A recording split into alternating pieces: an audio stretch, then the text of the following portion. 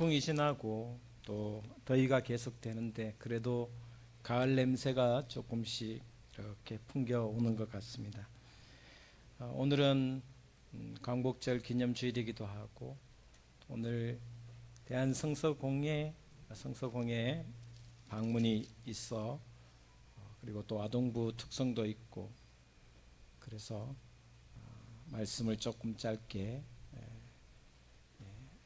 은혜는 짧게 하는 게 좋다 이렇게. 네.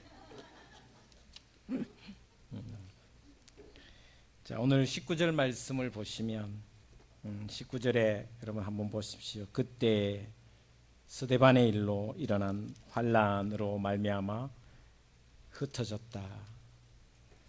초대교회 예수님 부활하시고 난 뒤에 성령의 충만함으로 마가의 다락방 성령의 충만함 이후에 굉장한 부흥을 일으켜 갑니다.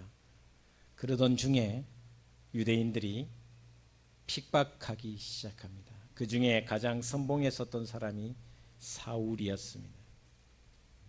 사울은 스데반을 죽입니다.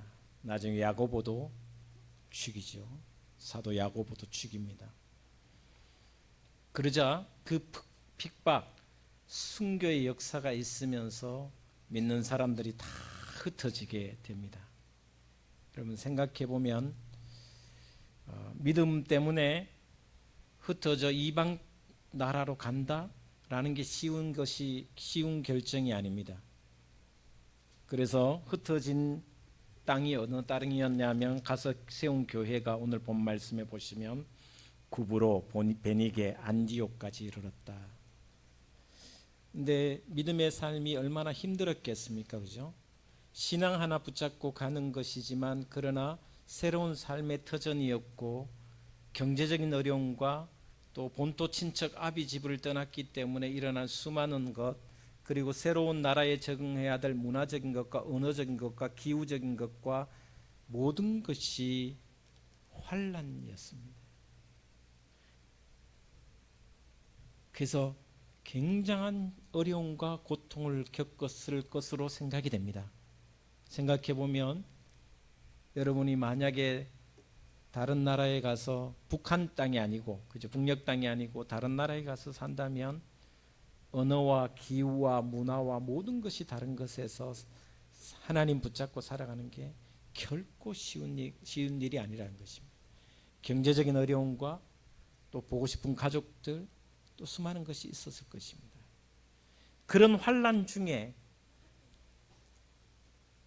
안디옥 교회가 조금씩 부흥하기 시작해서 그 부흥한 교회에 누구를 파송하느냐 하면 바로 바나바를 파송합니다.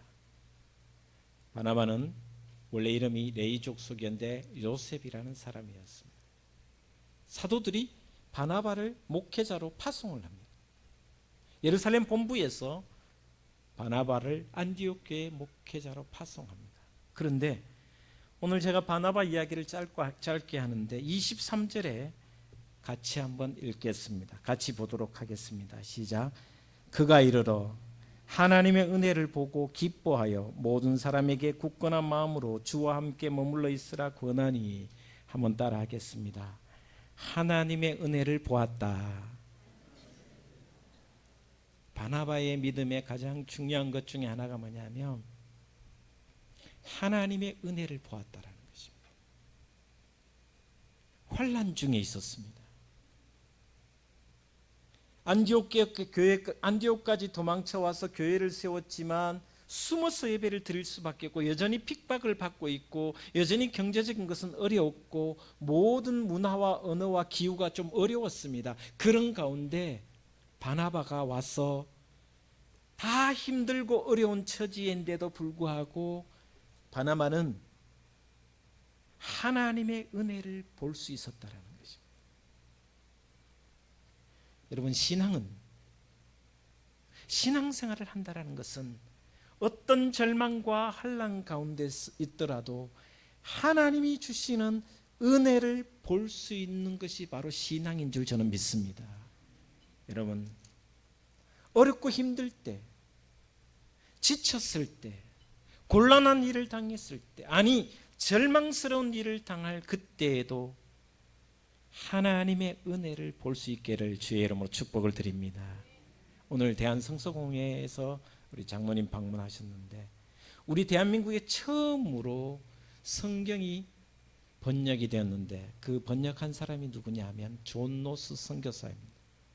이 사람은 1842년 스코틀랜드에서 태어났습니다. 영국에 건너와서 에딘버러 신학교에서 신학을 전공하고 목사 안수를 받습니다. 30세, 29세, 만 29세에 중국 선교사의 꿈을 꾸고 결혼하여 중국을 갔습니다.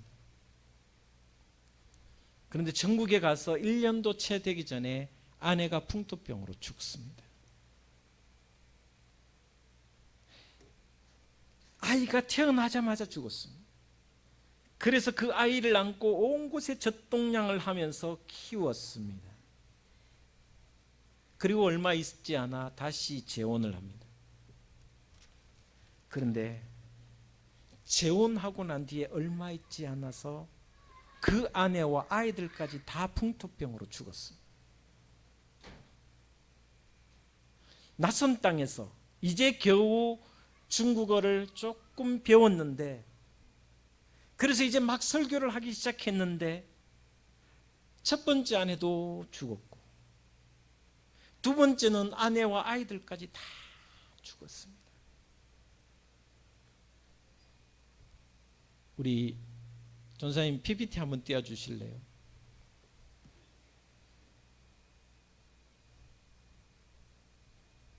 이 존 노스 선교사님의 사진 남아있는 사진입니다. 가족들이 다 죽었습니다. 존 노스 선교사는 생각했습니다. 기도했습니다. 하나님, 이것이 무슨 의미입니까? 이 절망을 어떻게 해야 합니까? 그래서 그는 조국으로 영국으로 돌아갈까를 깊이 고민하면서 기도했습니다. 그러던 중에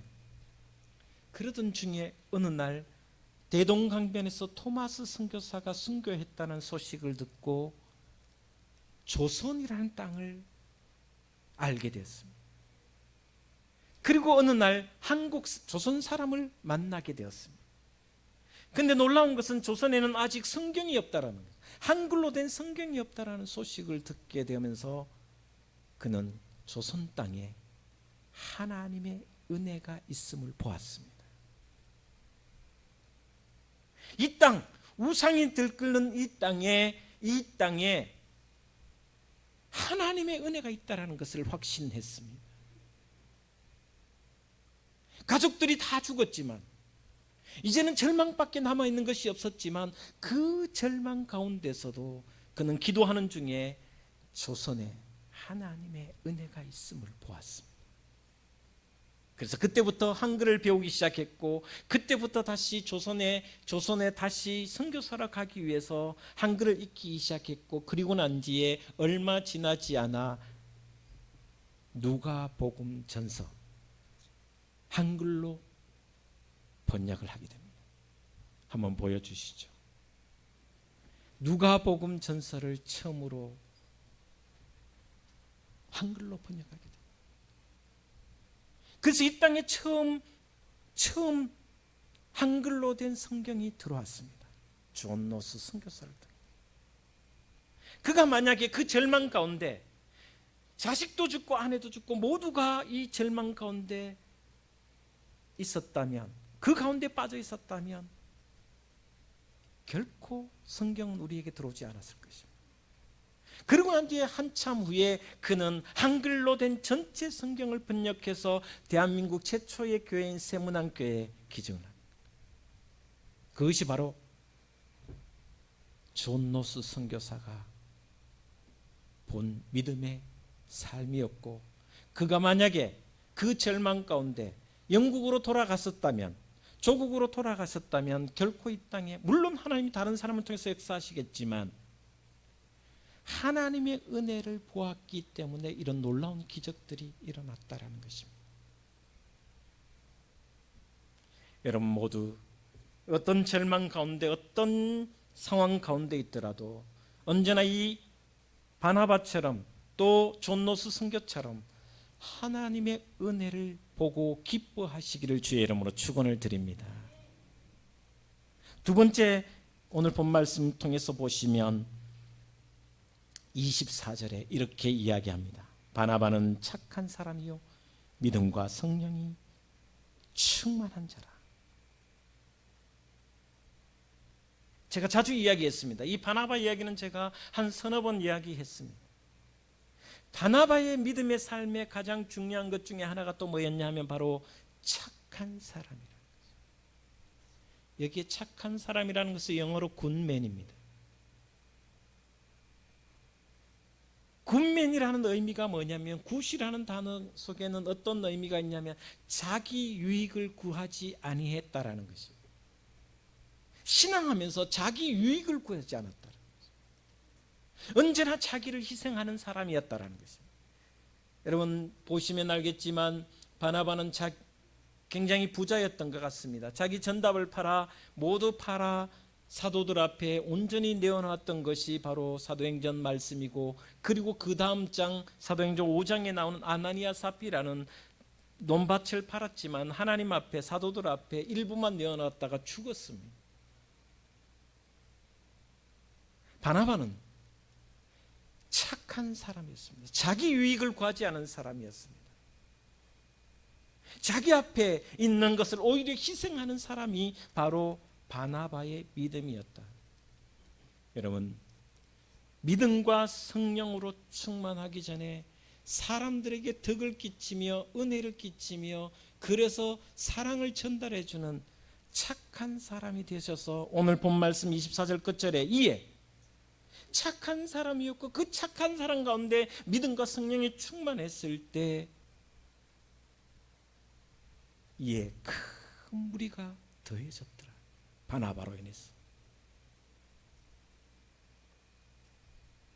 마지막 세 번째 25절에 보시면 이렇게 이야기합니다. 갑자기 안디옥 교회가 바나바가 와서 부흥하기 시작했습니다. 굉장한 무리들이 더했습니다. 교회가 갑절 이상의 부흥을 하게 되니까 바나바는 한번 생각해 봤습니다. 자기 자신이 이 일을 다 감당할 수 없을 것 같았습니다. 그래서 다소에 있는 사울을 찾아갑니다. 나중에 바울이 되죠.